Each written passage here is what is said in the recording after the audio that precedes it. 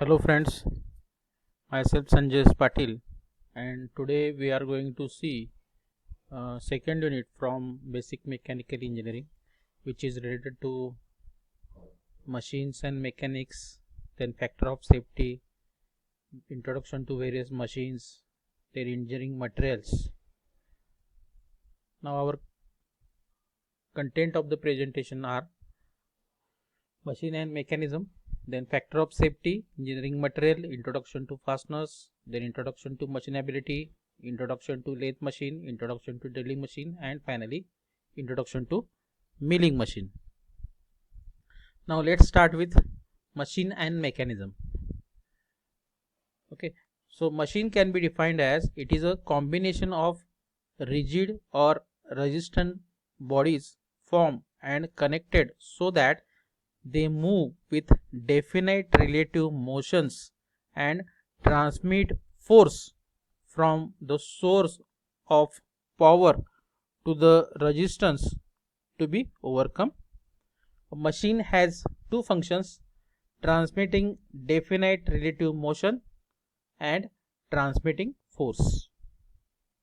These functions require strength and rigidity to transmit the forces.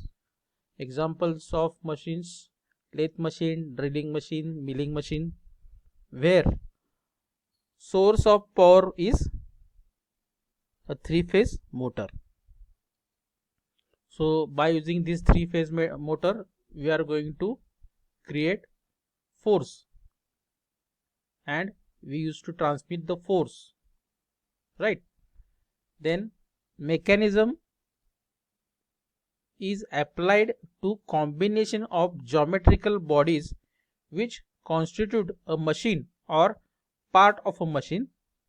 A mechanism may be therefore defined as a combination of rigid or resistant bodies formed and connected so that they move with definite relative motions with respect to one another. The difference between machine and mechanism is that machines transform energy to do work, while mechanism so not necessarily perform this function. So basically a machine will consist of various mechanisms. Okay, so a machine will perform its work by a combination of these mechanism. Now example of mechanism is, we have seen in IC engine, the mechanism of his crank link cylinder link crank part is a, in that particular cylinder link crank, a slider crank mechanism is used. So it is a type of mechanism, slider crank mechanism, to get the motion in case of IC engine. Then next point is factor of safety. So now factor of safety is considered while selection of material, while designing of calculations, or while performing certain calculations. Factor of safety has to be considered. So when you design a component, a load that a component has to carry during its service is calculated taking into consideration of all the possible loads that might act on it. This calculated load is known as design load. So as I told you earlier that if we want to design a machine, then first of all we have to select proper material. So on that particular component which is made of that particular material, various forces will be acting. So we have to identify the types of forces that are acting on that particular component, and we have to find out its value, how much intensity of that particular forces or that particular stresses they are acting on that particular component. Now factor of safety is designed as the ratio of yield stress to working stress for ductile material. Okay, so for ductile material, factor of safety is yield stress divided by working stress. So every material has a definite yield stress value, and working stress means the amount of stress that will be produced while performing the work. Okay, and for brittle materials which has no well defined yield point, the factor of safety is calculated based on ultimate stress. So factor of safety for brittle material is defined as ultimate stress divided by working stress. Now next point is engineering material. So as I have said earlier, for designing a particular machine or particular component, we should familiar with various engineering materials. We should know the various properties of materials. So now in this slide you can see the various materials like metals. Under metals there are certain types like ferrous material, in that carbon steel, low alloy steel, tool steel, stainless steel, cast iron. Okay, next metal is aluminum alloys, then nickel alloys, copper alloys, titanium alloys. So all these are under metals. The next is polymers, in that thermoplastic polymers, then thermosetting polymers and elastomers. Then in case of ceramics, then it will consist of glass, cements, clay products, refractories, abrasives. Refractories are used where high temperature is there and we have to protect that particular part, or we have seen refractories are used in boilers to protect against the high temperature. Then composites, in that particulate composites, then fibrous composites and laminated composites. So we can combine properties of two or more materials in case of composites. Now next point is fasteners. Fasteners are nothing but the universal components used to create non-permanent joint. In other words, they will simplify the manufacture of structures and machines. Being reduces the need for larger parts, fasteners are normally easier to design, less complex components, and even fasten them together.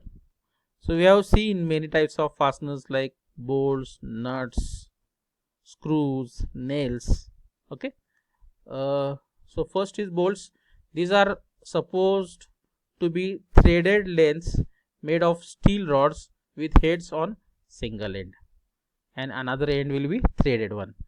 Bolts are generally used along with nuts at other end, and every so often with washer too. So nuts and bolts are used with washer. Then bolts are of four types, including carriage bolt, then cap screw, hexagonal bolt, and plow bolts. Okay, the nuts are flat steel pieces, usually hexagonal in shape, with internally cut threads. Types: hexagonal nuts, square nuts, castle nuts. These are the types of nuts. Then washers. Washers are mainly divided into types, mainly a plain washer or a flat washer and split lock washer. Washers are generally steel discs having a hole in the center. So these types are used to minimize the stress present in the bolt and nuts. They can able to spread a clamping force right from the bolt to span slot in order to oversize the holes in the wood. Basically, the function of washer is to it can spread the pressure equally throughout the area. That is the function of washer.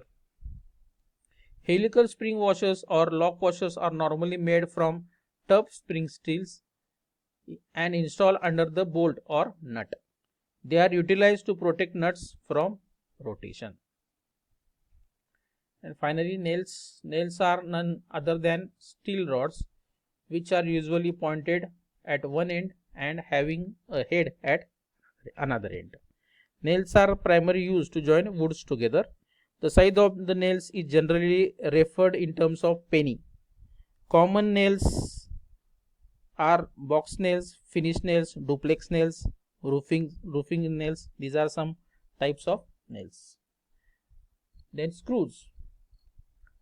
So just like bolts, screws too are threaded lengths of rods made of steel with head on one end. The heads of the screw may be slotted, square, cross, slotted or hexagonal. The types of screw include slotted flat head, slotted round head, slotted oval head, Phillips drive and square drive. So these are the various examples of fasteners. Next point is machinability. So machinability can be defined as it is the ease with which a metal can be cut or machined, permitting the removal of the metal with a satisfactory finish at low cost. That means with how much ease we can remove the material, that is called as machinability. So materials with good machinability requires little power to cut and can be cut quickly, easily obtained a good finish and do not wear the tooling much. So that is the identity of good material having good machinability. The factors that typically improve the material's performance often degrade its machinability. Therefore, to manufacture a component economically, engineers are challenged to find ways to improve machinability without harming performance. Machinability is defined in terms of surface finish and surface integrity. So how much surface finish we can achieve by using that by using particular tool on that particular material. Then tool life, the specific tool used to machine. Third is force and power required to machine. And fourth is level of difficulty in chip removal. So these are the four parameters which are used to define machinability for the particular material. So good machinability indicates good surface finish and good surface integrity, a long tool life and a low force and power requirement. So machinability ratings or index are available for each type of material and its condition. So every material has its own particular machinability index. So you can get that in a manual. The next factors affecting machinability. First one is material of workpiece, its hardness, tensile properties, then stain harden ability of that particular material or workpiece. Second, tool material, the tool which we are going to use for machining. Then size and shape of the tool, geometry of the tool we have to consider. Then type of machining operation that we are performing.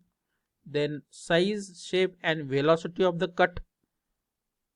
Then type and quality of machine use, that is also important. Then quality of lubricant use in machining. Then friction between chip and tool. So if at all there is a friction between chip and tool, we will not get a good surface finish. So it will hamper the machinability of that particular metal. And last is shearing strength of the workpiece material. So machinability index can be calculated as Vt divided by Vs multiplied by 100. Vt is cutting speed of the metal for 1 minute of tool life, and Vs is cutting speed of the standard free cutting steel for 1 minute of tool life. So this is how a machinability index can be calculated for each material or each metal. So